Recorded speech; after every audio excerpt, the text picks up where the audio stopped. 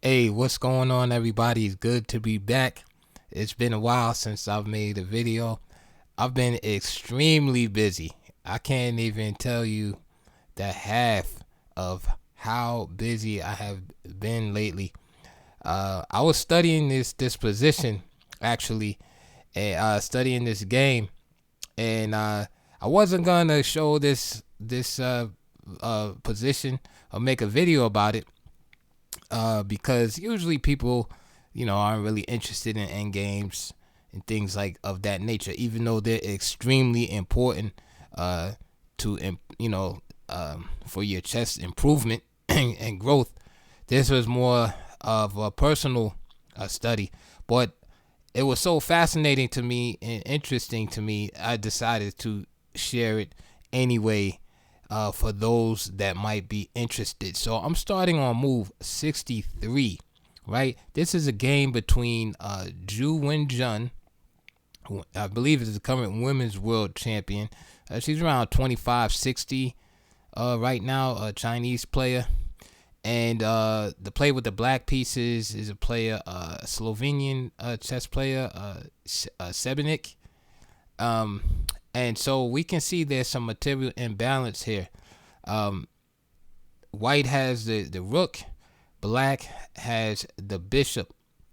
Now, just as in life, in chess, you must have a plan before you start uh, to move. And before you can make a plan, you must be able to assess the situation, the terrain, so to speak. Who's better, right? Who's worse? Is it equal position, right? To the best of your ability. And then once you understand the general terrain, then you can start to formulate a plan. Oh, by the way, this game is from 2018 from the Pro Chess League. So, um, here we can see that white has an advantage because he has the rook over the bishop, right? If you take the pawns off the board, uh, probably dead draw unless black does something really silly. Even in this position, it's a draw, right? Matter of fact, I put this position in the table base. It's a draw. Very difficult position. Um, and so it's one of those positions where engine would draw this, of course, but with humans playing time controls, it's just impossible to be able to see all the complications. There's just too many variables that can take place. So what I'm going to pass along to you is some general um, principles uh, in conducting this type of end game that I was able to glean from this particular game. So I'll let you know right now that it's black's move here, and that the only move that draws according to the table base, right, is bishop d5. And of course, that information is useless to you without having the underlying principles. So my goal in this video is try to give you the principles so that you can have like a general feel of what you should be doing when you have this rook and bishop endgame, especially with a pawn on board. All right. So here, white had just played king f2. In here, black is trying to come up with his best defense. Black plays the move h3. Remember, I told you the only move that draws is bishop d5. Does that mean that white automatically is going to win? No, because he has to play perfect. Okay? Or she, in this case, has to play perfect. So this is a difficult choice here, putting the pawn on the same square as the bishop, right? But the intention is obvious because black knows that there's a strong possibility that the king will at some point be driven away from the protection of that pawn on h3. Therefore, black wants to be able to protect that pawn at long range with his light square bishop. Maybe land the bishop on g2, for example, and sometimes at c8 or along that c8 h3 diagonal. All right. So the basic strategy here for black in defending is that black wants to, of course, keep the pawn, right, and defend the pawn at long range. And if at some point white sacrifices the exchange, for example. So plays rook. Say the bishop is on g2. White sets up a position where he's able to play rook takes g2, bishop, pawn takes g2, and king takes pawn. White will have an outside past h pawn. However, if you know your basic endgames, you'll know that if the black king can get to those squares g7, h7, h8, or g8, black will be able to draw the position. All right, so this is black's main idea as far as defense is concerned. Now, what does white want to do? White wants to do the opposite. White is willing, of course, to make the exchange sacrifice. However, white wants to create a condition whereby the king, the black king that is far enough away from the pawn that he can't get to those crucial squares in order to make a draw. All right, so that's the basic idea in this position here. So rook g3 check, king h4, and I'm going to be moving pretty fast, but have these in mind. King e3, bishop g2, king to f4, king h5, king f5, king h6, rook g6, king h7. And notice that the king is being driven further away from the pawn, and so now you can see the benefits of having that pawn on the light square. Now, for instance, in a situation like this, let's say the white king goes down to f2, right? Of course, not now because the rook would be on prise, but let's say the black king is on h8, white king travels down to f2, and then let's give white another move where he plays rook takes g2, pawn takes g2, and king takes g2. The extra pawn is meaningless. Why? Because black is in the appropriate position to draw the game. So this is the crux of the black defense. Rook g5, king h6, rook g8, king h7, rook g5, king h6, and you see a lot of maneuvering because white is trying to figure out a way to get the king out of position so that white will be able to promote the pawn when it's time. King f6, bishop f1, rook g8, mate threat, king h5, rook g5. We see some similar patterns, right? Mate threats and so on. King f5, bishop d3 check, bishop back to f1, king g3, and again there's many different moves that can be inserted here. King h6, rook f4, bishop g2, rook f5, king goes to g6, king g4, king g7, and king g5. And again, introducing the mating threats and just trying to force the ideas to force the black king away from guarding those critical squares on the H and G files. So now king h7, rook f7, king g8, rook c7, and now you can see now black is getting in a little trouble here because now black is pinned to the pinned back up against the 8th rank. On the 8th rank, king f8, king f6, again mating threats, king e8, rook h7, and king d8. Of course, if king f8, then mate.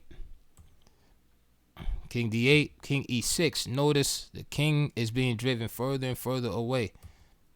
King c8, king d6, king b8. And at this point, we can say that black is lost. And the reason is because now, if white is able to organize the exchange sacrifice, black's king is too far away from the H file to get back to stop the pawn on H2. Rook G7, king C8, rook H7. Again, The black king cannot go to d8 because of mate. King b8, rook d7. Very powerful move. Very powerful move by Wenjun here. It keeps the king boxed in from moving down the board. Okay? Because the black king would love to get off the 8th rank. Okay? Because when I first saw this move, at first I was like, why rook d7? Why not rook c7, cutting the king further off? The problem with rook c7 is not that there's a real problem with it. I mean, it would just white would probably have to wind up doing the same thing as in the game. It'd be a waste of time, in other words. Problem with rook c7 is that after rook c7, the white king is going to have to move away from the rook at some point in order to be able to start attacking the bishop on g2 and the king on h3. The rook and king will have to move. And when that happens, that will allow black to introduce himself to the 7th rank, 6th rank, and so on. All right. This way, by playing rook d7 after king c8, king e7, notice that the black king still is stuck on the back rank. King b8, king d8, bishop f1, and now rook c7. So Wenjun is kind of like triangulated the position whereby black can't get off the back rank. I hope I was clear with that. So I should have put a variation in, but I just thought of it without thinking of it. So let's say rook c8, for example. And now let's go. Let's play rook c4, right, attacking the bishop.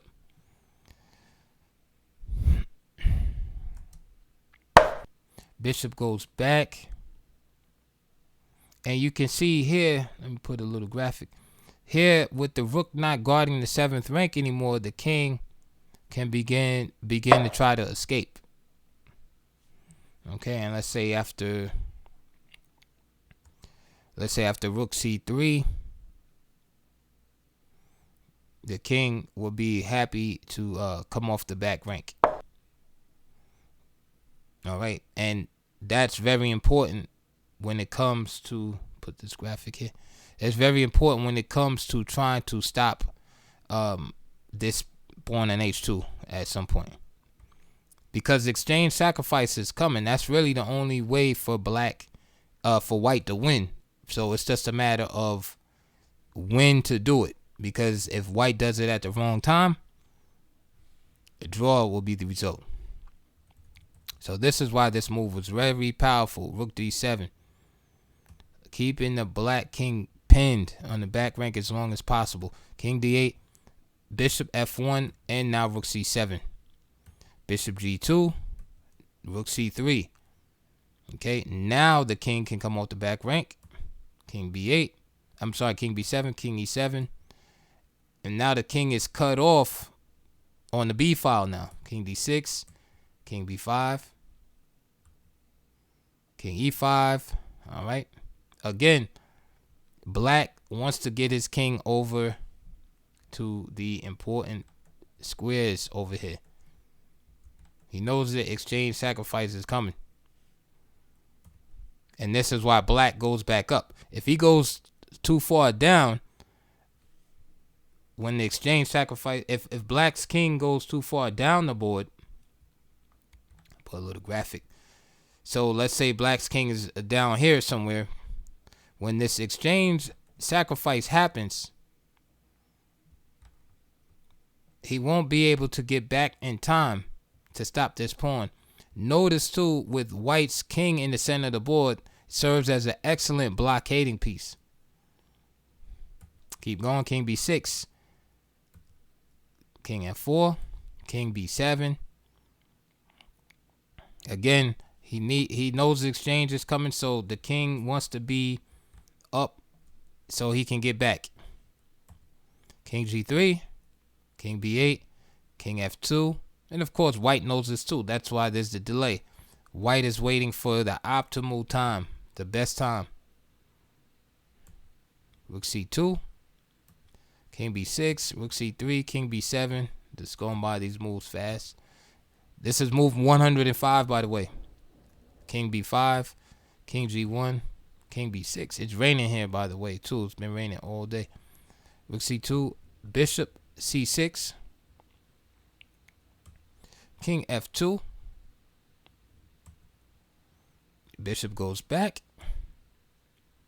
king g3, and now king b7. Now I'm going to surprise you here by telling everyone that this position is now a draw.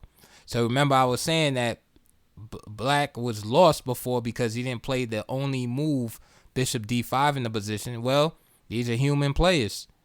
They made their moves, and so they've been going out of between a draw and a win for white. But again, it's a very hard position to play, especially if you're the weaker side. So king b7 is a table-based draw right here. And the reason why is very simple. Is because the king, being where it is on the b file, is still close enough to scurry over to g7 and h7 to stop the pawn. That's really all that matters. Can you stop that pawn? Rook c1. So I guess even more of a memory aid for you. Imagine these pieces just being gone. Right? So just look at a pure king and pawn endgame. 2 kings versus 1 pawn. In this case, it's the pawn on h2. And ask yourself, can the black king stop that pawn if it's his move? And that's basically what it comes down to. You have to be able to see that with the additional pieces on the board. So rook c1 was played, king b6, and again, the game continues. c3. And I forgot to mention, too, the other dilemma that white faces, and the reason why it's a theoretical draw, is because the pawn, the black pawn on h3 is very deep in the white position. So it's not like white can take on g2 and ignore the pawn, because the pawn is going to queen the next move. So that means the king must be right there to capture the pawn. And so this transference into that king and pawn endgame can be potentially dangerous for white if white is not careful.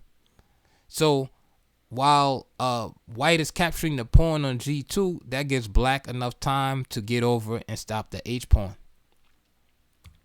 Black plays king b7 and loses the opportunity to draw again. Now, I actually caught this move without looking at any table base, because by this time I understood the principle and what was going on, and that he had to play king b5. The problem with king b7 is it's easy to cut the easy to cut the king off. And that's what happened. He played king b5, b7 here, and then Wenjun just played king d6. So the king is not going to be able to get over. All right, king b5 is the only move that draws, and if you want, you could go to the Nalimov table base and check for yourself. But king b5 is the only move. So what happened is king b7, king d6. King b8, again, trying to get over, trying to, get back over. King d7, cutting the king off. King b7. Now rook b3. So you can see the problem with going up the board. Allows for this maneuver. Whereas going back with king b5, let's say white wouldn't have this opportunity because this bishop here blocking this diagonal. So first of all, you're stopping the white king from going there. And let's say if sorry about that. So for instance, like a move like king d4, that's still gonna draw. All right, bishop f1, black is still in the game. And again, these variations go on and on. But king b7 and black is put itself in danger again. Pressed up against the back rank. And now this is trouble because now he's on the A file. So now he's even further away. King d6, king e5. And now with the king on the A file, the black king that is, now white starts getting back over to perform this exchange sacrifice. So of course, the idea here is pretty simple. Keep the black king pinned on the A file. Get the king all the way to G3. And then when it's convenient, do the exchange sacrifice. King A4, king G3. And again, all you have to do is have some basic calculations to see that the king and pawn endgame is clearly won for black. For white, I'm sorry. King A3, rook B6, king A2, because of course the rook wants to come to B2. Rook B4, king A3, rook B5, just some more torture. And now king A4, which allows the rook to B2. So I know some of you out there like, hey, wait a minute, why would he allow him just to come to B2? White is winning no matter what. If black plays natural move king A2, right, keeping the rook from going to B2, then just simply rook H5. See, and then you just give up the exchange like this. You just take the pawn. The exchange sacrifice is coming. It's just what's important for the defense is the position of the king, and that's the lesson that I want to give you in this game. That's the weaker side. The king needs to be close enough to stop the H pawn to get to those critical squares on H7 and G7. King far away like that, the exchange sacrifice comes, it has no time. So let me just take you through this real quick. If black played king A2, rook H5, let's say king B3, right? He starts racing. Rook takes H3. And of course, if bishop takes H3, king takes H3, now we're in that endgame, king and pawn endgame that we talked about. And this is easy calculation right here. Let's say king C4, king G4, and you can see that the white king begins to shoulder off the black king. King D5, king F5, and the game is over. You can see you just push the pawn up. Therefore, instead of rook takes H3 in this position, black will be forced to go into a game like this where he keeps the bishop, but we already know this is lost, so there's no need to further explore this particular line. So if rook A2, then black will just go to H5 and just grab the pawn with the rook. So in the game, we play king A4, rook B2, bishop F1, right? Trying to avoid the unavoidable, but then just rook F2. So again, now black either has to move away with the bishop or give up the exchange sacrifice. So at this point, black resigned because after bishop G2, right? Let me throw that in there real quick. So after bishop G2, just simply rook takes bishop, pawn takes, and you can see the simple end game. All right, and the problem here is you have this this rule of the square, right, where you can tell immediately that black will not be able to stop the pawn in time, and the reason why is because this pawn can jump 2 squares, right? Because if you look at it here, let me draw a little diagram. See, here's our little square. Theoretically, it's actually a triangle, but now we'll make it into a square. And the rule of the square states for you rookies out there is that if the king, the weaker king, can hop into that square, so for instance, everything covered by the green arrows and inside represents that. So if this black king can go to B4, for example, then that means that he'll be able to stop the pawn. The problem is that on your first pawn move, you can move 2 squares, and this is why black is lost. So for instance, after king takes g2, let's say b4, right? So you're like, hey, he's in the square. But h4. Now let's do a new diagram. Then we'll end the video there. Again, using the rule of the square. You see, after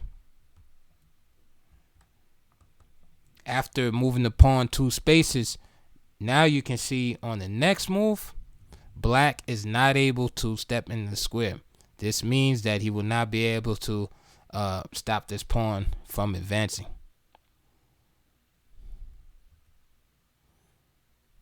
And that's the difference between being able to move 1 square and 2 squares. And now, at the conclusion of this video, what lessons can we take from this endgame here? Let's go back. What lessons can we take from this endgame in general? Of course, we can't remember all the plethora of lines and variations, but we can take some general principles. The general principle is that if you're the weaker defending side with the bishop and the H pawn or A pawn, then you have to make sure that you keep your king within the drawing distance, to where you can stop the pawn, where you can blockade the pawn and cause a stalemate. All right, that's very important. So the strategy of putting the pawn on the same color as the bishop, that was good. That was good strategy. Only thing black, the mistake that black made that was fatal, is allowing this king to be cut off too far, too far, and he couldn't support the pawn. Get back in time to stop the pawn. So remember that you have to keep your king. So ideally, you would like to keep your king in the center. Central squares, right? This is the center always comes up. Center is very important. What else can we take? If you're the stronger side, you want to play exactly as white did. You want to harass the king, right? Use your superior material, in this case the rook. Use that to create mating chances, and try to force black to go to inferior squares. Put pressure on black, right? Threaten the pieces, threaten the rook, threaten the bishop, threaten the king, drive the king away. And as you see in this game, eventually black broke, made some errors, and eventually lost the game. So I hope you learned something from that end game. And I hope you like the channel. If you do, please support the channel. Check the links below. And that's about it. It was good, making a video again, and I will see you guys soon. Thanks for listening.